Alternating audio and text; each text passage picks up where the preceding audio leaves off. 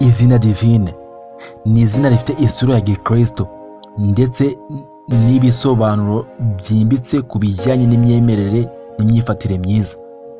Rikunze kwitwa abakobwa, ariko mu bihugu bimwe na bimwe rishobora gukoreshwa n'abahungu. Iri ni izina ryiza, ubundi rikomoka he? Inkomoko y'izina Divine, banza urebe neza ko wakurikiye Hot World Entertainment. Niba utarabikora uko bikore nonaha, ubundi twimanukire n'inkuru zacu mu gusobanukirwa byinshi utazi ku mazina.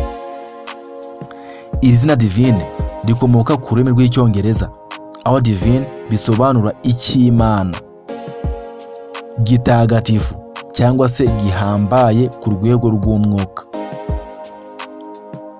Icy'Imana cyangwa se ikintu gitagatifu cyangwa se igihambaye ku rwego rw'umwuka, nicyo gisobanuro cya mbere cyiza kiranga izina Divine. Rikomoka ku ijambo ry'ikilatini divinus, risobanura iva ku Mana cyangwa se ihuye n'ubuzima bw'Imana. Iva ku Mana cyangwa se ihuye n'ubuzima bw'Imana. Reka twinjire mu bisobanuro by'izina Divine ku buryo bwimbitse.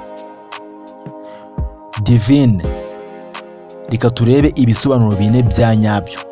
Icya mbere, umwana witwa Divine uba ushatse kuvuga ko ari umwana uva ku Mana cyangwa se umwana w'Imana, cyangwa uwuzuye ubuntu, impuhwe n'urukundo rw'Imana.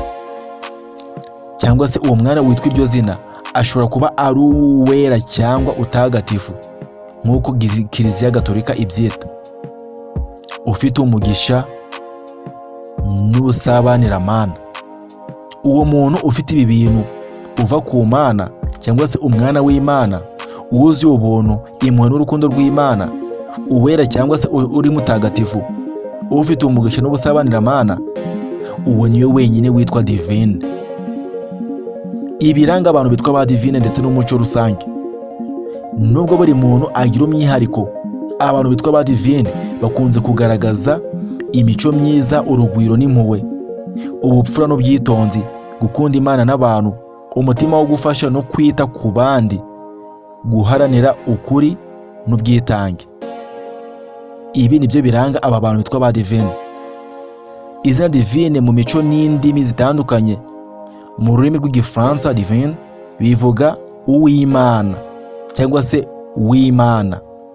Mu gikristo rifatwa nk'izina rifite ubusobanuro buhamye bwo kwezwa no guhimbaza Imana.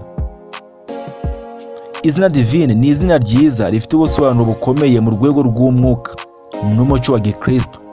Ryerekana umuntu wihariye, w'umutima mwiza kandi ukundwa n'Imana n'abantu. Niba ushaka izina rimeze nkaryo cyangwa rivuga mu ndimi zitandukanye, nagusaba gukanda subscribe kuri Hot World Entertainment, ukubundi ukakora muri comment yacu ukatwandikira, ukatubaza ikibazo wifuza ku mazina, tukagushakira ubusobanuro. Ciao ciao.